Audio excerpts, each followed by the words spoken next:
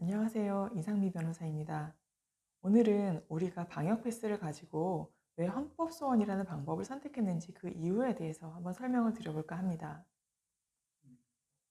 방역 패스는 질병관리청과 그리고 보건복지부 또 17개 지방자치단체들이 모두 같이 함께하는 일종의 행정행위라고 볼 수가 있습니다. 행정행위가 법률이나 또 헌법에 위반될 경우에는 행정소송이나 헌법소원 등 방법으로 이것을 취소시킬 수가 있습니다.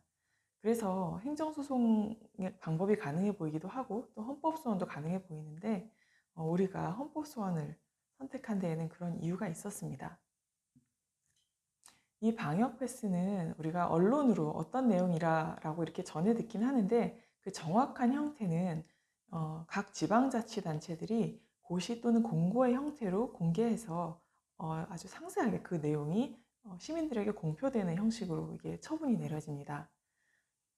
그러면서 이 지방자치단체들은 그 뒷부분에 이 처분, 이 방역 패스라는 처분에 대해서 불복하려면 행정소송으로 다퉈라 라고 이 내용을 명시하고 있습니다.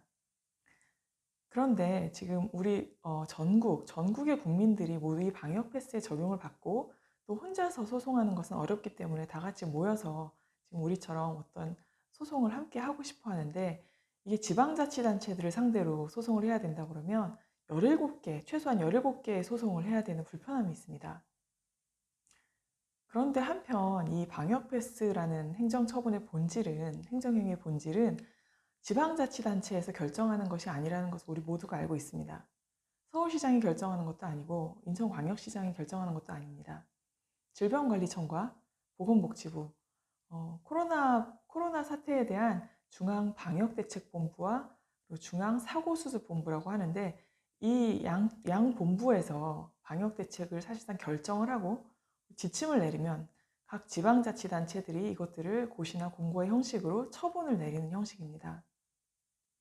그렇다고 하면 지방자치단체들이 이 처분을 발표해서 어떤 처분의 책임자가 되기는 하지만 진짜 결정한 사람들은 지방자치단체가 아니죠.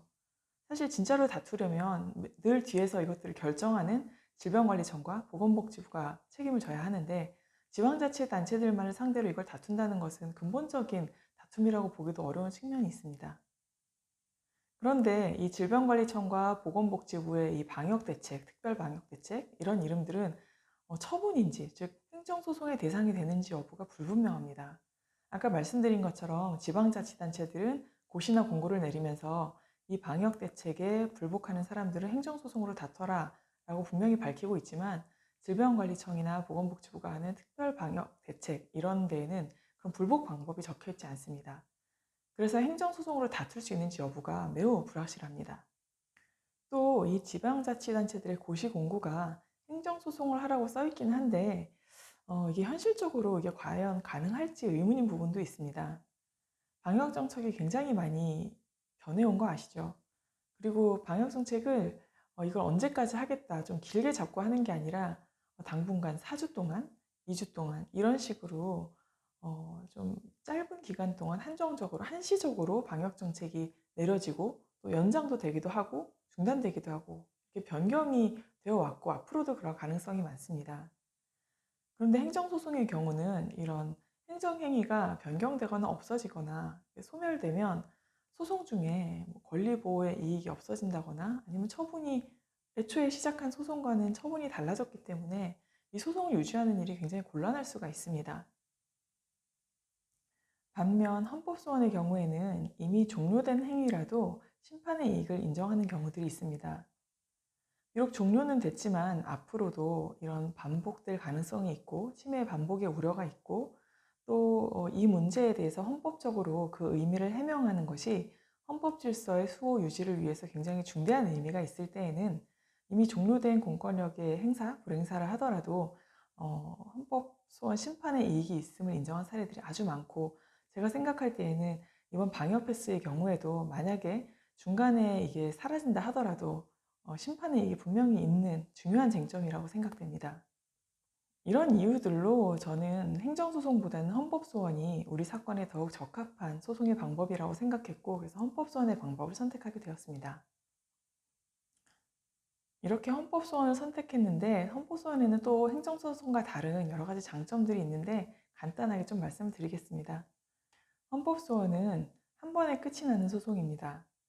행정소송의 경우는 1심, 2심, 3심, 대법원까지 가느라고 오랜 시간을 끌 수도 있는데 헌법소원은 한 번에 1회적으로 해결되는 소송입니다. 그래서 소송을 하면서 뭐 시간이 오래 걸린다 이런 걱정이 조금 덜 하는 편입니다.